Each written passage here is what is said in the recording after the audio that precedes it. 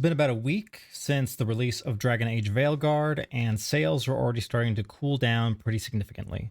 So today, let's go over how many units it's sold so far, and how much money the game costs, and how much money the studio size is costing every year to get an idea if this is going to be able to successfully fund their next game with the Mass Effect series. Hi, my name is Ojiro. I've been in game development for a little over 15 years. If you're new to the channel, welcome. I hope you enjoy the content. And if you've been here before, welcome back.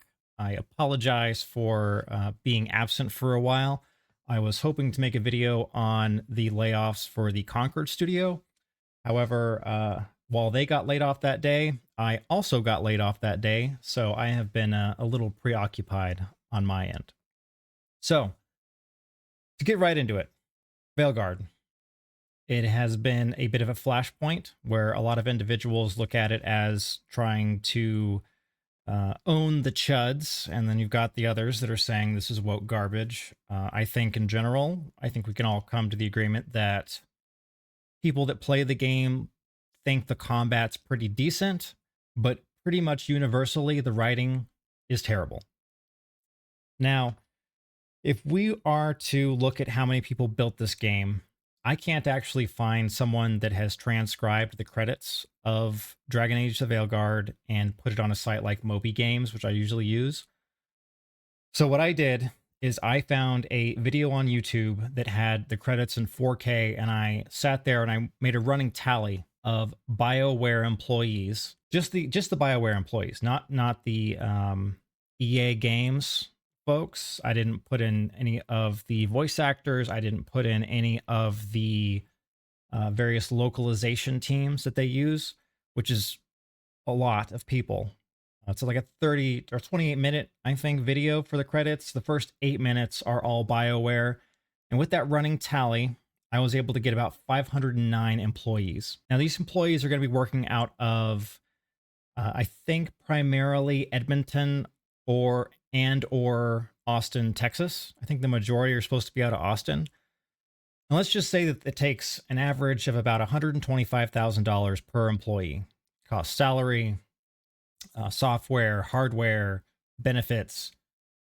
At $125,000 per employee, at 509 employees, you're looking at a little over $63.5 million a year just to keep those people on staff. Now, I may be wrong. Maybe I miscalculated a bit in my numbers, but they have a lot of employees right now at BioWare.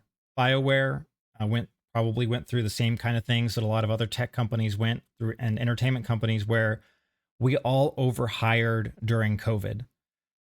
And this would definitely account for such absurdly high numbers of people that work on this game. So I've got the numbers from about 4 p.m. PST on the 8th, and we're looking at about 23,000 reviews. We can use something called the box slider method to get an idea of how many sales that they have generated and what they would need to break even. And basically, in every way that I look at these numbers, it's not looking good. Now, how much did the game actually cost to make?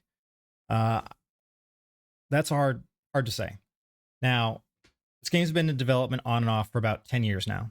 However, it only hit full-time production about 4 years ago. So if you had about 500 people working for that entire 4-year span, you're looking at a cost of about $250 million. And if you had some kind of lower amount over time, let's say we only account for like 3 years of 500 people, you're looking at a low of about $190 million just to develop this game. And that's just to develop the game from the staffing perspective of the engineers and all the artists and everyone at BioWare. None of this accounts for all the voice actors. It doesn't account for all of the EA support staff. It does not account for using all the localization teams like keywords. This is a titanic amount of money for getting a game out the door. And how much do we expect this game to have made right now? For 2024, generally the box slider factor they kind of default to is about 24. And if we were to take all of our reviews and just multiply it by 24, we're looking at about 550,000 sales with a net profit of about $24 million. And that is after we are to go and take out the 30% for each platform. It's a little more expensive on console than it is PC. And that's assuming that we're only selling on the standard edition of the game instead of one of the more deluxe editions. But with a cost of anywhere from 190 to $250 million, these sales from the game really don't even scratch the surface of the investment that's put in on just BioWare alone. But to put things into perspective, it is costing them about $5.3 million per month just to keep everyone employed that worked on Dragon Age. That means they're going to have to sell 108,000 to 126,000 copies per month just to pay for everyone at that location. And that is just the BioWare staff. That does not include any of the support folks that are at EA, where they make all of their, like, they don't fund themselves. They need these studios to make money so that they can fund the mothership, basically. This is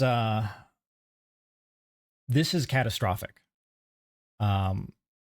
And Dragon Age Veilguard aside, I don't think there's any way that we can look at this and say that this is a commercial success in any kind of measurement.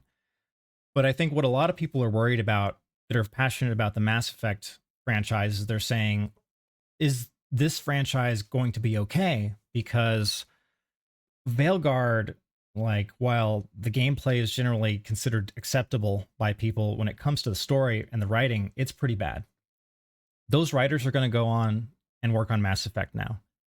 And there's an extra layer that is added now that the US election is over, where you have a lot of people that work in games that use their writing for games as a form of therapy, basically. We saw a lot of people get really upset the first time Donald Trump was elected president in the United States.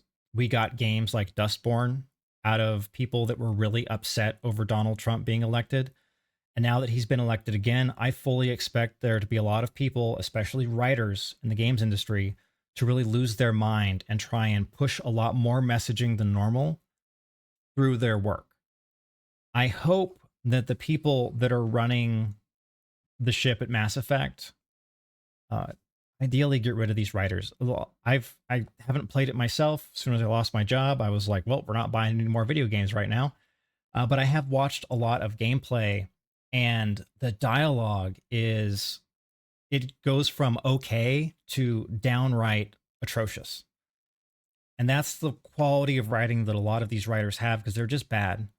So it is my hope that we see layoffs from BioWare in the writing department. No, I take that back. Layoffs implies if you lay them off and you open the position back up, you have to hire that person again. They should fire those individuals. They did an extremely bad job. They need to fire them, and they need to hire individuals that actually give a shit about writing a story, that are interested in the lore, interested in the world, and interested in telling a story and not pushing any kind of political messaging. I think that is something that the current writing team at BioWare, maybe not the whole team, but I would say the people running it and some of the individuals on it just do not have that capability. Because if the people running it were actually decent writers and able to tell a good story, we would not see so many terrible, terrible things out of this game. It is a joke. So if we're just looking at this and saying, oh, this is how much money it's made, how many months will this keep us open if we were just to use this money? You're looking at less than 5 months of funding just for this to keep these people on. This is a huge red flag for the folks at BioWare.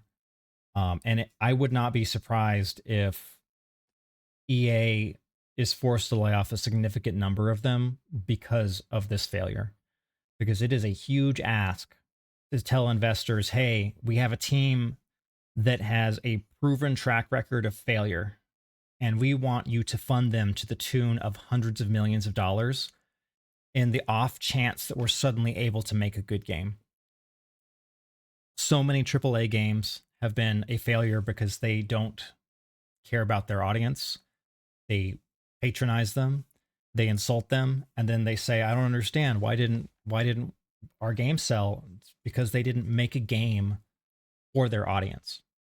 And I hope that Mass Effect is able to deliver to the fans for Mass Effect.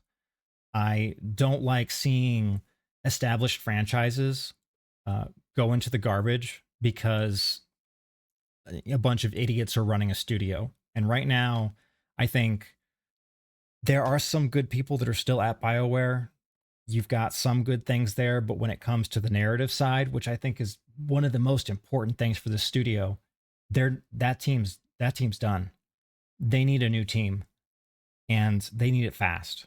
And if they bring on a new team fast and get them up to speed, find people that are actually interested in the world and the storytelling and have played all their games, they could still deliver.